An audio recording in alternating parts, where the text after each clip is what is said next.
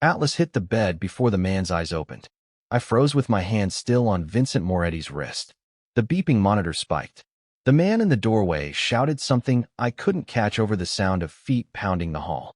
Atlas bared his teeth at the intruder, all muscle and fury, his body planted between me and the gun. I should have run. Instead, I stayed. The blade of light from the corridor cut across Vincent's face.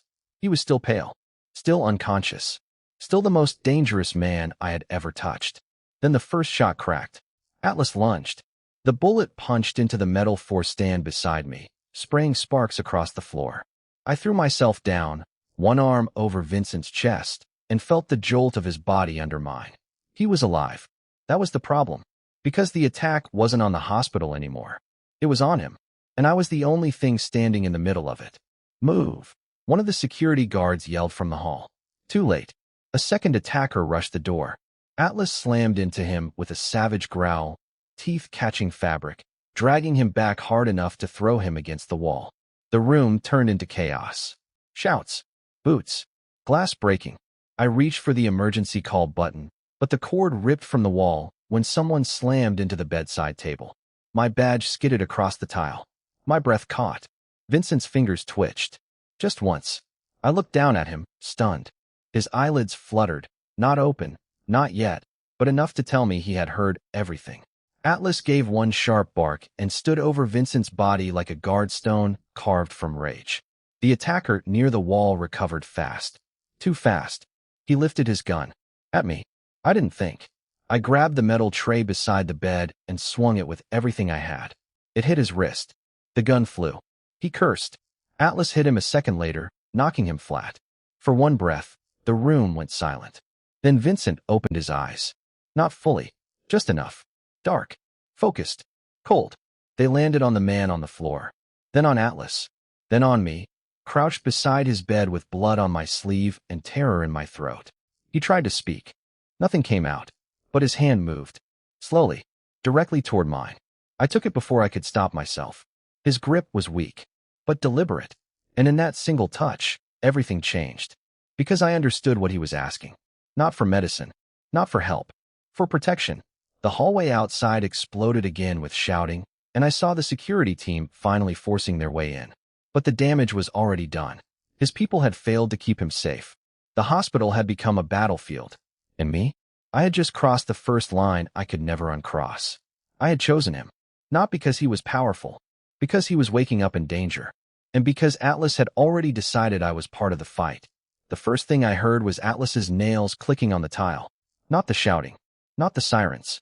Just that sharp, steady sound as he planted himself between my legs and the open doorway. 3 men in black suits rushed in from the hall. One of them saw the bed. Saw Vincent Moretti's unconscious face. Saw me in my cheap nurse's shoes with my hand still on his wrist. Move, he snapped. Atlas did not move. He bared his teeth once. Low. Controlled. Like he understood the word danger better than anyone in the room.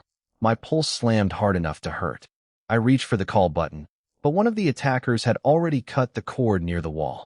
Clean. Fast. So I made the only choice I had left. I grabbed the metal supply card and shoved it into the first man's knees. He went down with a curse. The second lunged for Vincent. I threw myself across the bed. Pain cracked through my shoulder when his hand caught my arm, but I held on anyway. Vincent's skin was burning hot under my palm. Too alive to lose. Too close to death to let go. Atlas hit the attacker's leg. Hard. The man shouted and stumbled backward into the four-stand, sending it crashing across the floor. Then the door burst open again. 4 members of the hospital security team flooded in, weapons up, shouting orders. For one frozen second, nobody moved. Then one of Vincent's private men pushed through behind them. The room filled with men talking over each other. Threats. Names. A hospital turned into a war zone. And in the middle of it, Vincent's fingers twitched against mine. Just once. Small. Weak. Real. I looked at him and knew the truth before anyone said it out loud. He was waking up. That changed everything. One of the security men pointed at me. Step away from him. No, I said. The word came out thin, but it held. The room went quiet. Even Atlas looked back at me. I swallowed, then lifted my hand from Vincent's wrist only long enough to reach into the drawer beneath the bed. I pulled out the sealed envelope I had found earlier, the one with his name on it, stained at the edge with his blood. The man in front of me stared. "Where did you get that?" "In his room," I said. "Before the shooting." That was when the oldest-looking man from Vincent's inner circle went still. He took one step closer. His face changed. Not fear. Recognition. "That envelope was never supposed to be here," he said. My stomach dropped. He turned to the others. "Lock this floor down. Now." The attackers had not come for a random patient. They had come for Vincent before he could wake up. And that meant the envelope in my hand was not a mistake. It was the reason. I broke the seal. Inside was a single page. No letterhead. No signature. Just one sentence, typed in cold black ink. "If he wakes, she dies first." The room tilted. I heard Atlas growl again, deeper this time, and one of Vincent's men swore under his breath. The security team closed ranks around the bed. Guns. Radios. Locked jaws. I should have been afraid for myself. Instead, I looked at Vincent. Because now I understood the real cost. Not my job. Not my reputation. My life had just become the first thing someone was willing to erase. And Vincent Moretti, still unconscious, had already decided I was worth protecting, even without knowing my name. Atlas stopped at my side. Not at the bed. Not at the men with radios and hard eyes. At my side, as if he had chosen me in one quiet breath and meant to stay there. The change in the room was immediate. One of Vincent's security men took a half step forward. Another lowered his hand toward his holster. I felt every gaze hit me like a bright light. Atlas ignored all of them. His head brushed my knee once, slow and certain. Then he sat, his body angled toward the door, like a living lock. I swallowed hard. I had seen elite dogs before. Trained, polite, obedient to commands, treats, and strangers in pressed uniforms. Atlas was none of that. He was 6 years old and looked tired in the eyes. But the second I moved, his ears turned toward me. When I reached down, not thinking, he pressed into my palm. Warm fur. A steady breath. A trust one had not earned. "Careful," one of the men said. His voice was low, sharp with warning. I froze. My hand stayed on Atlas's neck. He did not move away. He did not growl. He simply held still under my fingers, calm as stone. That was what made the room turn colder. A woman in a white coat, one of the expensive private caregivers they had rushed in before me, stared like I had broken a rule no one had bothered to explain. She held a tablet to her chest and looked personally offended that the dog had chosen me. "Again," she muttered. A second caregiver, a man with a clipped beard and an antiseptic-smelling jacket, took one look at Atlas and backed away. Atlas had done that to all of them. Every polished hand, every sugar-sweet voice, every careful approach. Rejected. Rejected. Rejected. Then me. Poor nurse. Cheap shoes. Second-hand scrubs. No confidence left to fake. The one person in the room who had no business being wanted by a dog like that. I did not understand it either.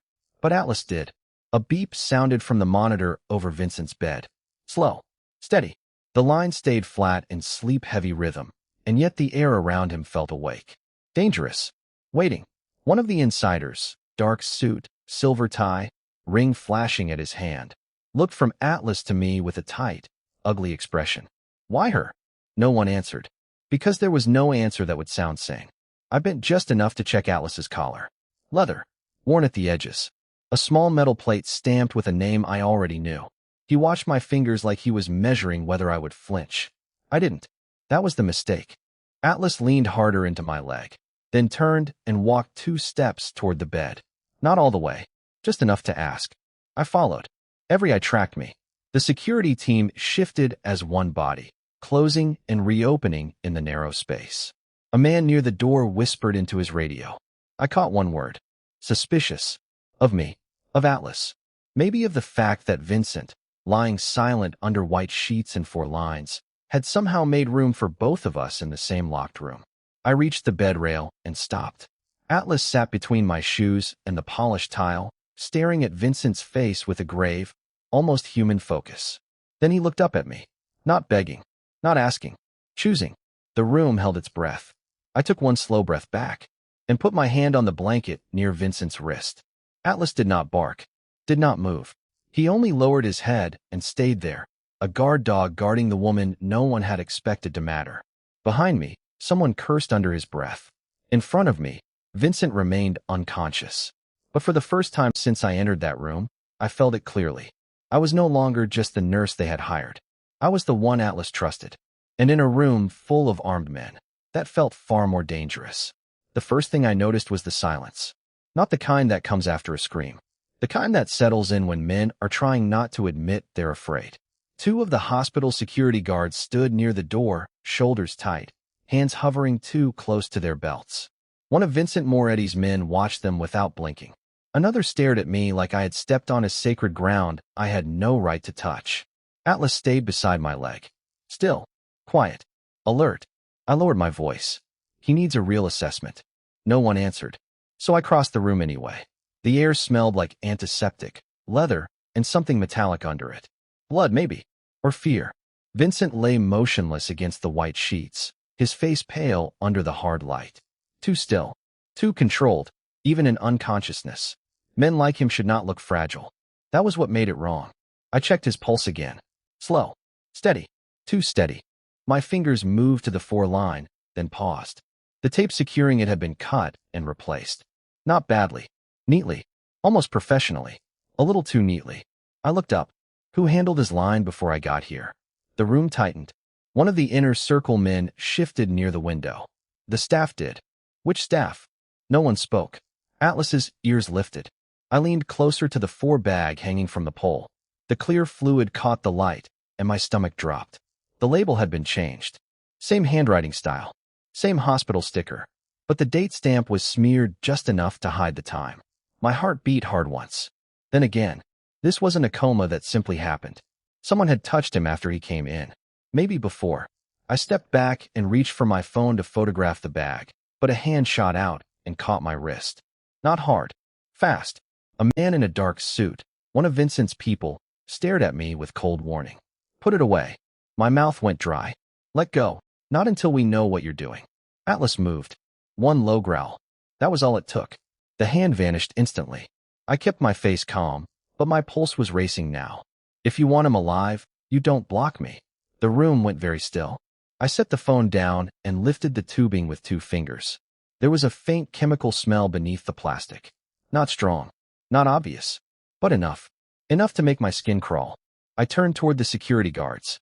Get me the medication log. Every shift. Every person who entered this room.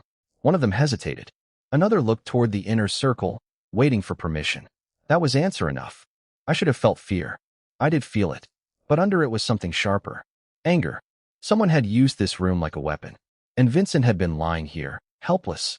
I glanced at him again, at the bruised edge of his jaw, at the way his hand rested half-curled against the blanket.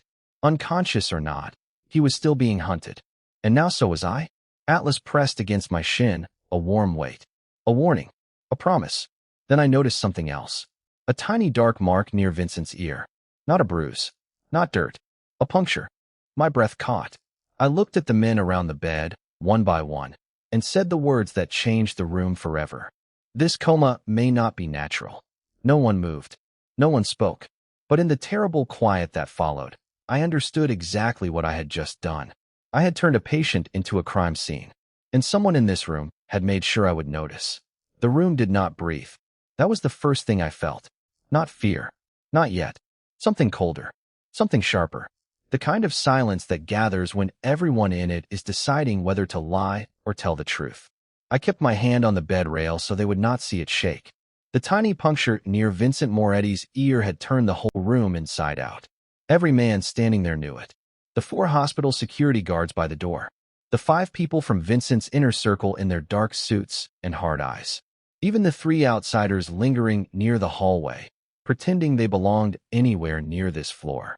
One of the men in black suits finally said, "You're making a serious accusation." I looked at him, then at the syringe tray beside the bed, then back at Vincent's still face.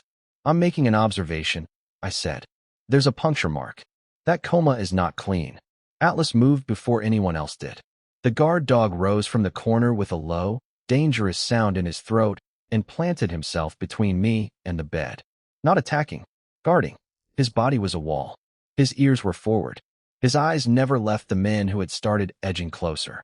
That was when I understood the room had changed. They had been watching me before, testing me. measuring how a poor nurse spoke when she was surrounded by expensive power. Now they were watching each other. A woman from Vincent's household staff stepped forward, her voice soft and cold. "Where did you learn to spot that?" I almost laughed. Almost. From the clinic.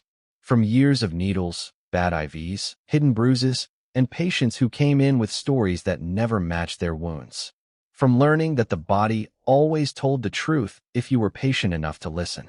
But I did not give her that much. "I know what doesn't belong," I said. That was my first mistake. Or my first refusal. Because one of the outsiders near the hallway smiled like he had been waiting for exactly that answer. He glanced once toward the stairwell, and one of the hospital security guards caught it too late. The guard moved first.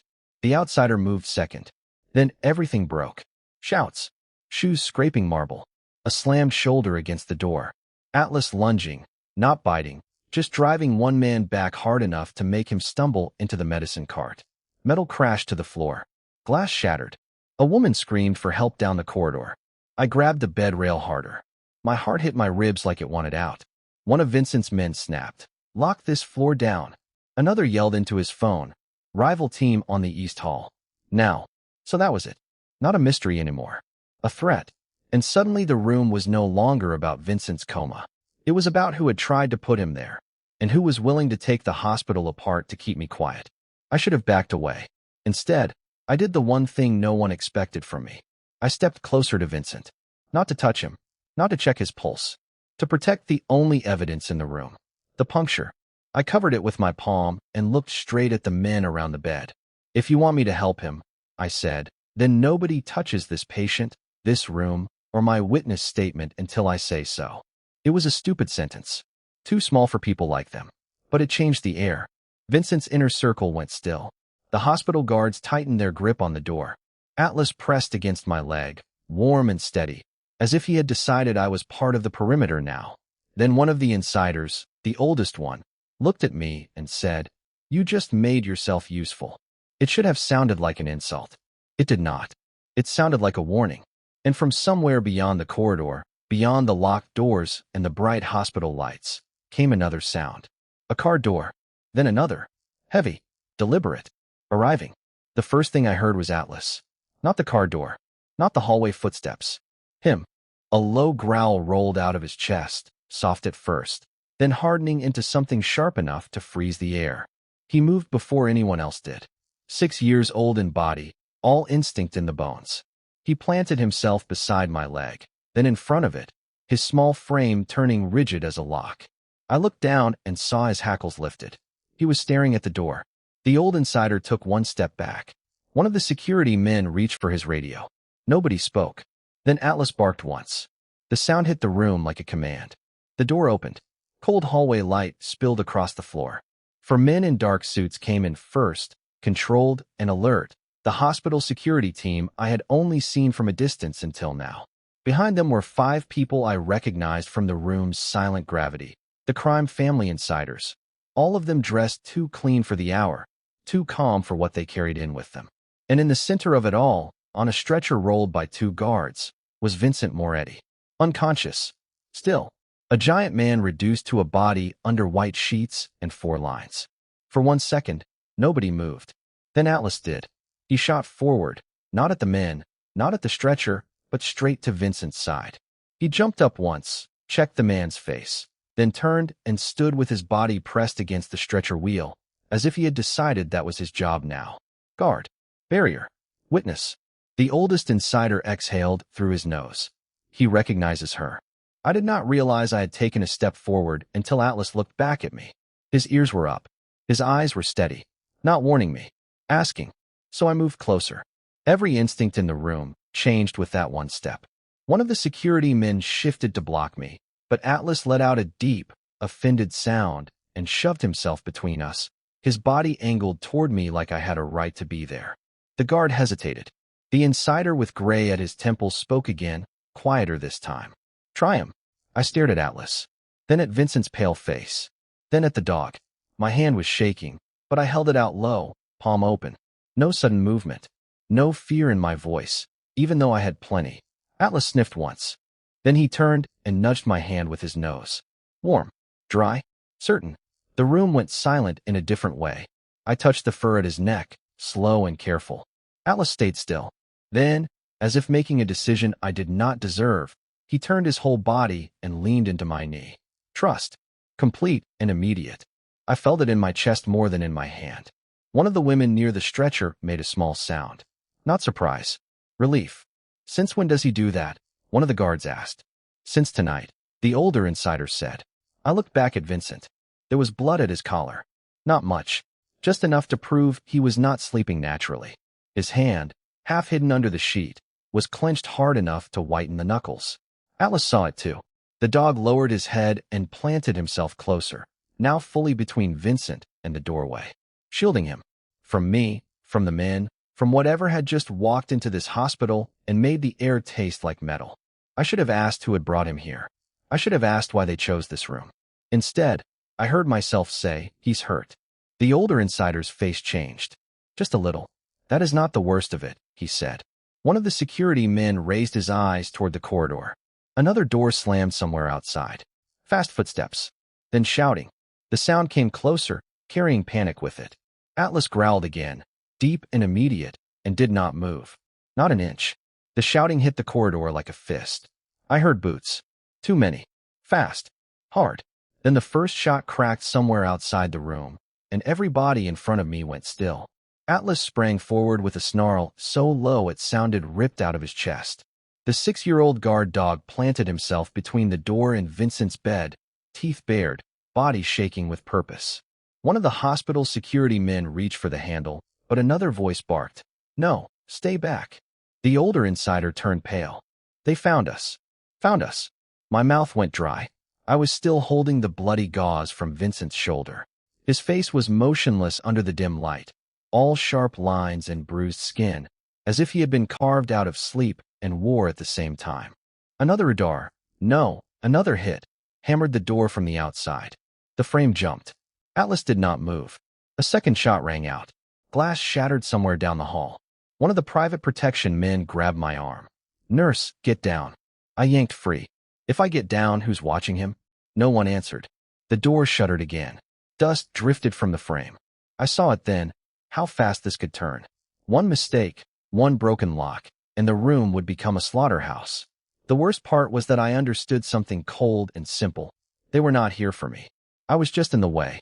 A man in a dark suit shouted from the corridor, "Open it." Then the second voice came, lower, meaner. "He's inside. Take the room." Atlas growled louder, and I felt the sound in my ribs. I looked at Vincent. Unconscious. Vulnerable. The kind of man a city feared even while he lay helpless in a hospital bed. That should have made my choice easy. Run. That was the smart thing. The safe thing. My hand slid toward the bed rail instead. I heard myself breathe out. No. The closest security guard stared at me. "What did you say?" I said no. My voice came out thin, but it held. "I'm not leaving him." Another strike hit the door. The lock cracked with a sharp metallic scream. The older insider swore under his breath. "If they get in here." "They won't," I said, and I hated how much I wanted to believe it. The guard nearest the window reached for the panic latch, then stopped when Atlas lunged at the sound outside. Not at the door. At the corridor. Like he knew exactly where the threat stood. That was when I saw the wheelchair. It sat beside the wall, half hidden by a curtain, one wheel missing a rubber strip, one of the metal bars bent inward. Someone had left it there like junk. Like nothing. My pulse jumped. "Move the bed," I said. The men turned toward me. Now. Another crash split the wood. The door bowed inward. I grabbed the four-pole, dragged it across the floor, and shoved the wheelchair under the handle.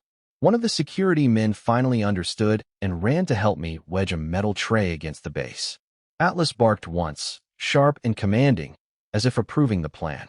The door hit the barricade and stopped. For one breath, everything held. Then a blade flashed under the gap. I froze. A hand in a black glove reached through and tried to hook the lock from the other side.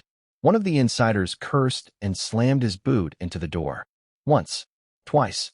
The hand vanished. I should have felt relieved. Instead, I saw the broken latch, the weakening frame, the blood on my fingers, and I knew the truth. This room was only one bad second away from collapse. Vincent's eyes did not open. His chest rose once, shallow and uneven. Atlas stepped closer to the bed, standing guard over him like a small, furious wall. And I made my choice. I picked up the metal tray with both hands, turned toward the door, and planted myself beside the dog. If they came through, they would have to face me first. Another dart hit the barricade. The impact from the door did something strange to the room. It did not sound weaker. It sounded wrong. Hollow, like the blow had landed in water instead of wood. Atlas gave a low, vicious growl and shoved his body against the barricade. I tightened both hands around the tray until my fingers hurt. My arms were shaking now, not from fear alone, from the weight of deciding to stand here, in front of Vincent Moretti's bed, with 3 strangers on the other side and no good way out. Then Vincent moved. Not much, just a twitch through his jaw, a faint pull in one hand. But it was enough to freeze me. His lashes fluttered.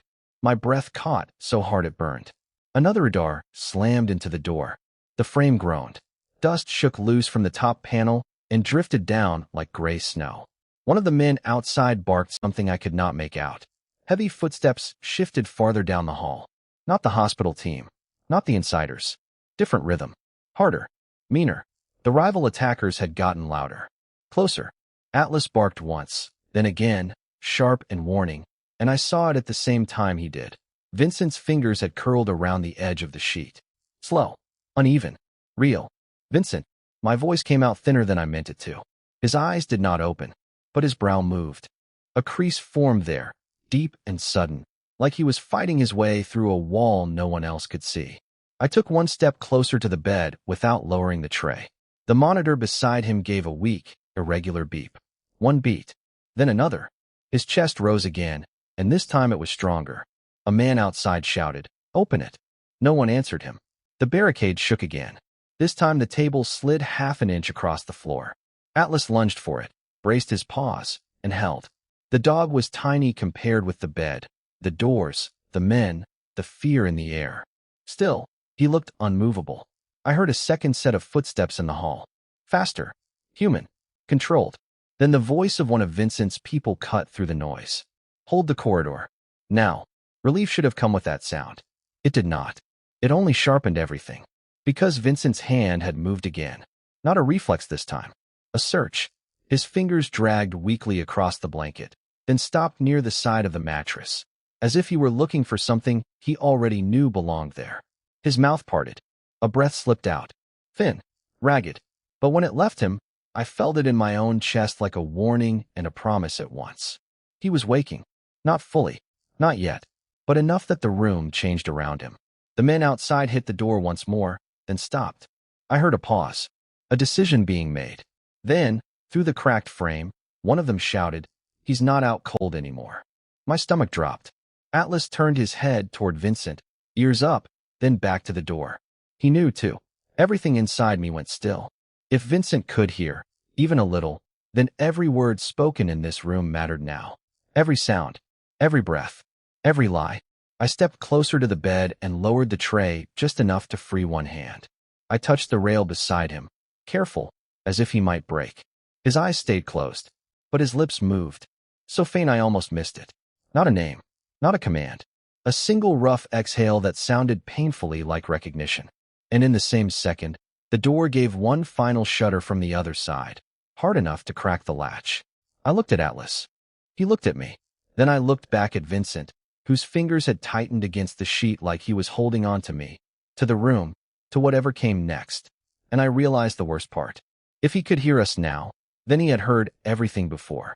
I should have been scared of the door. Instead, I was staring at Atlas. His black ears were up. His chest was low. One paw pressed against the bed frame like he was bracing the whole room with his body. Then I saw it. Not the growl. Not the teeth. The way he was looking at me. Not like a dog waiting for orders. Like he had found me. Vincent's fingers moved against the sheet again. Weak. Barely there. But real. "Atlas," I whispered. The dog didn't move. A second impact hit the door. Harder this time. The latch screamed. One of the security men outside barked, "Hold it." Another voice, one of the insiders, sharp and afraid, shot back, "If he wakes up in here, we're finished." That was when it clicked into place. Not all at once. Like a lock turning one notch at a time. Atlas had not guarded Vincent because he was trained to obey the room. He had guarded Vincent because he had been sent to find the one person who would not run. Me. I took one slow step toward the bed. Atlas let me. My throat tightened. Why me? Atlas gave a low sound, almost a whine, and pushed his nose toward Vincent's hand. Vincent's eyelids fluttered. Just once.